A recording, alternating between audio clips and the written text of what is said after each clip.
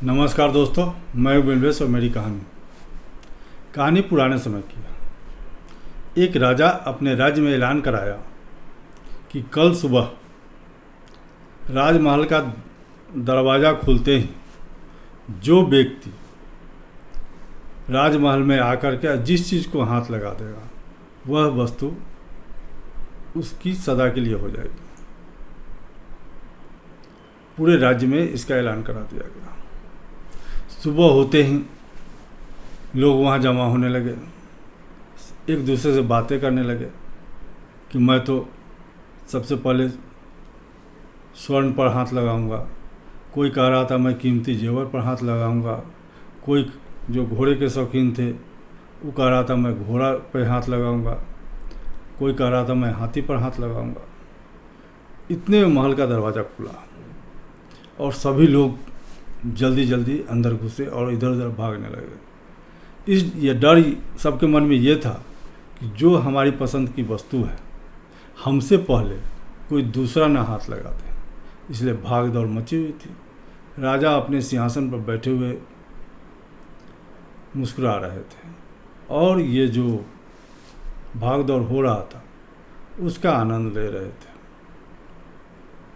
तभी उस भीड़ में से एक लड़की धीरे धीरे चलते हुए राजा की तरफ आने लगी। राजा सोचा कि यह छोटी सी बच्ची हमारे पास क्यों आ रही है, हो सकता है हमसे कुछ इसे पूछना हो। फिर राजा निश्चिंत हो गया और इधर उधर देखने लगा। वह बच्ची जो थी वो धीरे धीरे धीरे धीरे राजा के पास पहुंच गई और राजा के हाथ पर अपना हाथ रख दिया। अब राजा देखा कि अरे ये तो हम पर हाथ रख दिया। नियम के अनुसार अगर राजा किसी का हो जाए तो राजा की सारी वस्तु भी उसकी हो गई।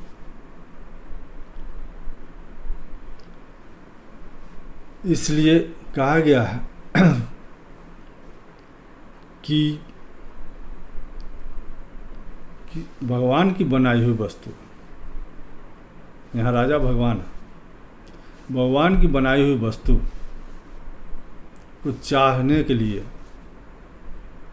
मैं इधर उधर दौड़ता रहता हूँ। अगर हम भगवान को ही पाने का प्रयास करें, भगवान को ही अगर हम प्राप्त कर लें तो भगवान के द्वारा बनाई हुई वस्तु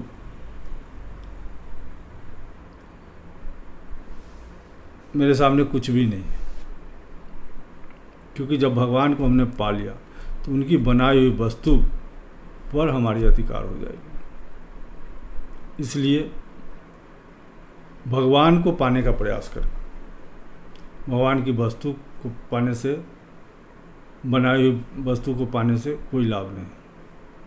कहानी छोटी सी थी, अगर अच्छी लगी हो तो लाइक और सब्सक्राइब जरूर कीजिएगा। कहते हैं ना, करो कुछ ऐसा कि दुनिया करने जा रहे तुम्हारे जैसा। नमस्कार।